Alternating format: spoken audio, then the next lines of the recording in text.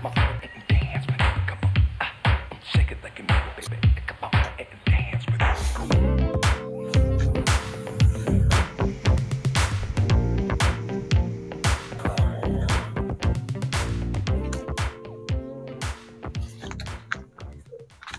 day mga ka-backyard! Welcome back to JBM Aquayard.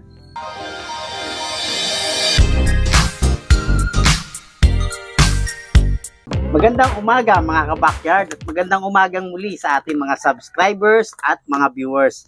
Ngayong umaga excited ako. Alam nyo ba kung bakit? Alam ko nahuhulaan nyo na rin ano?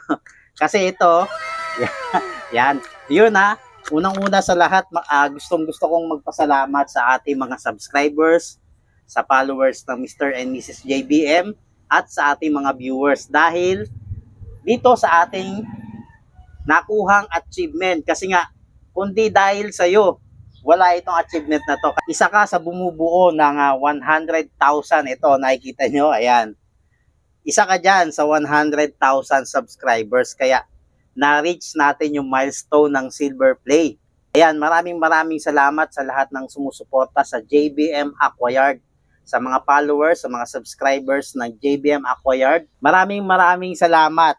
Kasi kung di dahil sa iyo, wala tayo nito kasi ikaw yung bumubuo ng 100,000 subscribers. Ayan, maraming salamat sa lahat. Okay, ngayong umaga ang pag-uusapan natin. Ito yung aking kino-crossbreed na mga guppies. Ayan. Kung dati puro breed lang tayo, ngayon medyo magle-level up tayo. So papasukin na natin yung crossbreeding. Kasi marami nang gumagawa ngayon ng crossbreeding at marami na mga kagaya ko na mga backyard na breeder na nakakapaggawa ng kanilang sariling strain. Kaya gusto ko rin gumawa dito sa ating farm ng sarili nating strain. So ano ba yung strain na gusto kong gawin? Yung unang strain na gusto natin introduce dito sa JBM Aquayard. Ito yung unang subo ko ng crossbreeding. Ito ay galing sa female na full gold guppy at yung male na platinum koi guppy. Ayan, kung makikita nyo, nakuha nila yung traits ng full gold kasi meron siyang dilaw-dilaw. Then yung koi, merong isang male dyan na naging koi, tapos yung tail nila, ayan, naging red. So mas dominant yung platinum koi na guppy. Mas naging dominant kaysa doon sa full gold. So ano ba yung gusto nating i-achieve dito sa pagko-cross ng mga guppies? Gusto ko kasing i-achieve yung tinatawag na yellow ear koi guppy. Ayan, makikita nyo. Ang ganda, no? Yellow ear koi. So it's either na yung tail niya ay pula, tapos yung koi niya, yung pagka-koi niya ay pula, pero yellow ear. Yellow yung kanyang mga pectoral fins. Ayan, pwede ring full gold na yellow ear.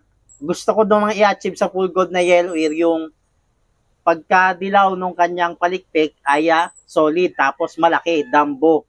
Kaya meron pa akong isang breeding pair na ginagawa. Ito yung isa kong breeding project. Ayan, kung makikita nyo, yung male ko ay platinum red tail dambu ear. Tapos yung mga female ko, ayan, mga full gold. Ayan. So ang gusto ko namang i-achieve dito, yung tatawagin natin na strain na yellow ear full gold. Ayan. O di ba? Kulay dilaw yung kanyang palikpik. Yung makikita nyo yung male na yan, instead na itim, magiging kulay dilaw siya.